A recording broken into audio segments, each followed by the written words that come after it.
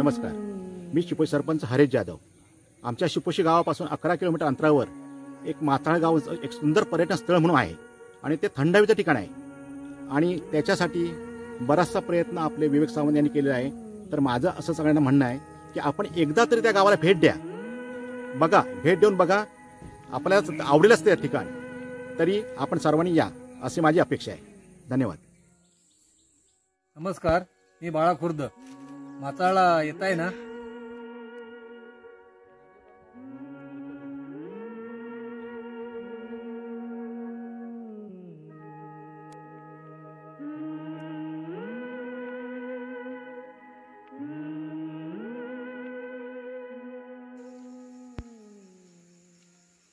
हा जो विजेचा डीपी दिसतोय तुम्हाला, हा हातणकर साहेबांच्या काळात लाईट ह्या गावात आला।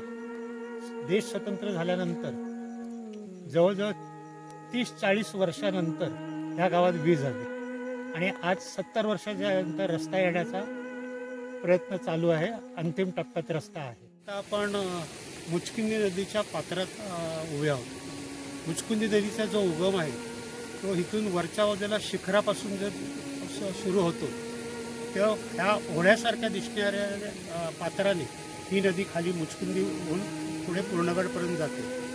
याची सुरुवात उगम ह्याच्यात आपण आत्ता आहोत वरच्या बाजूला, आणि ह्या पाण्याचा वरच्या बाजूला संस्थेने 2 धरणं करण्याचा प्रस्ताव मंजूर करण्याचं काम चालू आहे की जेणेकरून वरच्या गावाला संपूर्ण 12माही शेतीचं पाणी उपलब्ध होऊ शकेल।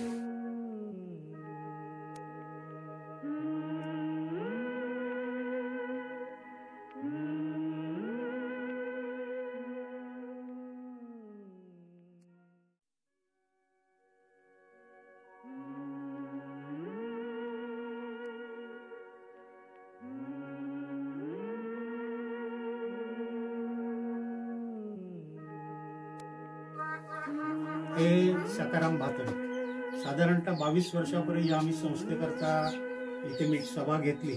त्या संस्थेकरता आवश्यक जागा म्हणून काही जागा हवी होती।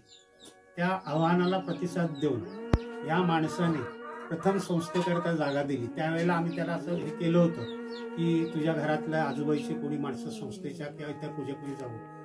त्याप्रमाणे आता रस्ता आलाय।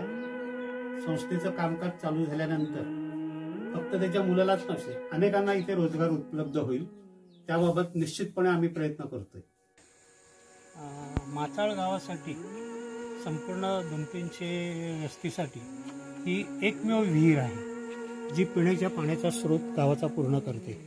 आज पर्यटन केंद्र झाल्यामुळे त्याच्यावर ताण पडतोय आणि मेअखर पाणी कमी पडतं। हा स्रोत नितांतपणे वाढवण्याची गरज आहे आणि त्याच्याकरता संस्था प्रयत्नशील आहे। माताळच्या ग्रामदेवतेचं हे मंदिर आहे, कैरी जोगेश्वरी, आणि स्थानिक ग्रामीण देवता याच्यात विराजमान आहे। ज्या वेळेला विशाळगडचा रस्ता होता त्यावेळेपासून या लोकांची वस्ती आणि त्यावेळेपासून हे प्राचीन मंदिर आहे।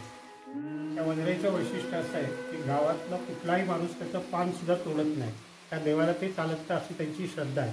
त्यामुळे या डोंगरावर संपूर्ण भागात एवढी झाडी आणि सुंदर आयुर्वेदिक वनस्पती ह्या भागात आहे की संपूर्ण तुम्हाला माताळचं पठार मोकळं दिसेल, पण हा परिसर सगळा जो वेढलेला आहे ह्या इथे प्रचंड प्रमाणात वनस्पती आणि प्राचीन सगळे वृक्ष ह्याच्यात आहेत आणि ते आजपर्यंत जपले गेलेले आहेत।